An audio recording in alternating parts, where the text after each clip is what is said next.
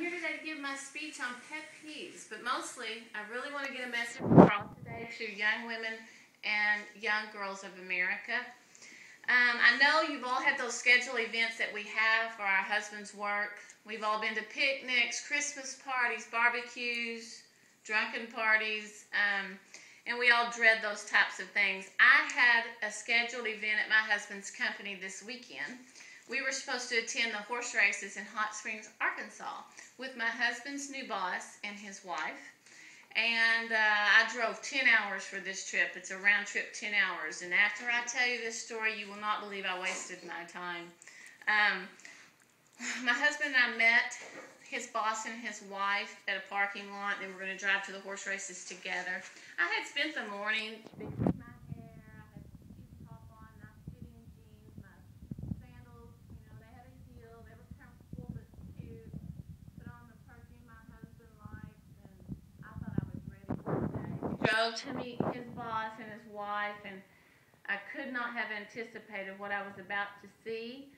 We pulled into the parking lot, and they had pulled in beside. So as I was looking, his wife was getting out of the truck, and my husband was getting out of the car.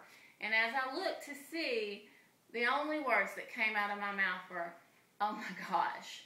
Because as she came down out of the truck, probably inches from my husband's face, all I could see were her huge breasts she had on display for the world to see.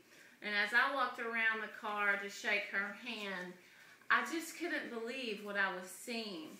Let me show you a picture that's similar to this woman.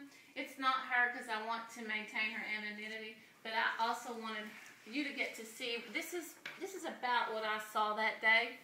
It was, her breasts were as big as this picture that you see. They were also pushed up and displayed in the same type of manner. About the only modesty that she had was that she didn't show her nipple that day. That's about all the modesty that she had. So we got into the car and we began to talk, and the only things I really thought of as she is talking, you know, questions were running through my mind, and my first one was, why on earth does she want to put herself on display that way? You know, and as she's talking, I'm looking at her and I'm thinking, how do her parents and children feel about this? Because I know she had visited her parents that morning and had left her children with her parents as we were leaving. And so they all saw her leave that way. How that must have made them feel. I just kept saying, does she really think? You know, she's talking, and in my mind I'm thinking, does she really think I am going to take her seriously?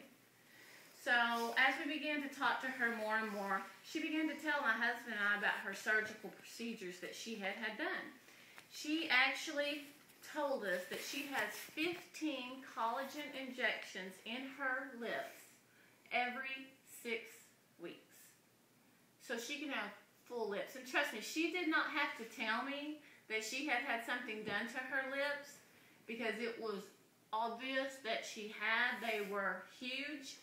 It even looked as if she had gotten like a red magic marker for her lipstick, and she put it on as she was maybe traveling on a merry-go-round. I mean, it just looked crazy. It did. Let me show you a picture of something similar to her lips that I found. See if you can look at that. This gives you an idea. It was just literally like a red magic marker had been put on her lips as she bounced around a merry-go-round. And, you know, her husband was telling us that he likes her full lips. And, you know, imagine if she's having 15 injections every 6 weeks. You know, raise your hand. Who here wants full lips enough to get 150 to 170 injections with a needle in your lips every year? I didn't think so. I wouldn't either. But, you know, that right there really made me think this girl has no brain at all. I mean, she really doesn't if she's willing to do that. But as she and her husband were talking to us, her husband was complimenting her full lips, and I made a slip of the tongue. I said, "So you like big lips?" And immediately I knew, oh, I mean full lips. But in my heart, I'm like, yeah, right, full lips. They were big lips, let me tell you. She also has eyelashes implanted into her eyelashes every 2 weeks. Every 2 weeks. And the first thing that I thought of when I heard that was, what kind of vacation plan does this woman have at the job she has? I mean, I can hardly get my kids to the doctor when they have a fever, you know, much less every 2 weeks go just to maintain my eyelash. So that was something that really stuck into my head. I couldn't believe it. She also had injections put into her forehead, and as I looked at her, I thought, wow, her forehead is smooth and nice. It did look that way.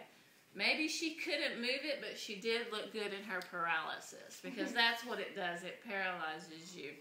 So, I mean, I guess you have to decide which is better, wrinkles or paralysis. Finally, I couldn't stand it any longer, and I said, so how old are you? She's 33. 33. She has had a tummy tuck, breast implants, eyelash implants, collagen injections in her forehead, and collagen injections in her lips. She has another procedure planned for the future where she's going to have an eyebrow lift. She's going to cut with a scalpel on her eyelid and have it lifted so she can look younger.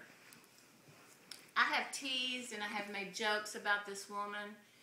It is funny at times to see her. I have nicknamed her the man puppet because I truly believe, after talking with her and her husband, that most of this was coming from him. He complimented her breast, her lips, her clothes. He didn't compliment how smart she was, how successful she was, how thoughtful she was. It was all superficial compliments, and I really think that his idea of what a woman should look like heavily influenced her to get plastic surgery. And I felt very sorry for her because she felt like she had to be put on display to get a good feeling about herself by the look she got from other men and the compliments she received. You know, and I don't think she's aware of the hurtfulness she passes along to other women. My husband was there, and she definitely wanted attention of the men around her, but she wanted the attention of my husband also. And that was very hurtful to me. It made me not like her. It made me want to get away from her. And I'm sure she has a very hard time making friends with women because she's so insecure and busy getting compliments and affirmations from men that the women don't like to be around her. And I thought it was sad her husband would say, okay, it's time to be quiet, beautiful. Not, hey, honey, what do you think about this? It's just time for you to be quiet, beautiful. And the most frightening part to me is that they have young children at home. They have a young daughter, and I'm sure she's she's at a very impressionable age, and I'm sure she watches her father compliment her mother on how she looks and her boobs and her size of her clothes and her lips, and she's learning that she gets her self-esteem on how she looks. No one's teaching her that her heart is what is important, that value comes from the inside. It's what you do for others. You should spend your time helping others, doing things for others, instead of spending your money and time on your lips and your eyelashes. I looked up a statistic today. Last year, over 500,000 kids had plastic surgery. And what we have taught our children from the magazine covers and from the television and the touched-up perfection pictures that you see, we have taught these kids that their identity and self-esteem comes from how they look. And I just want to convince America today, your self-esteem comes from your heart. Your self-esteem comes from who you are. Your self-esteem comes from how you treat other people. Your self-esteem comes on what you become in your career, in your life. Doctors and teachers and lawyers and politicians and social workers. It's time for the women of America who are educated to stand up and teach our daughters and our sons that your self-esteem comes from who you are, not what you look like.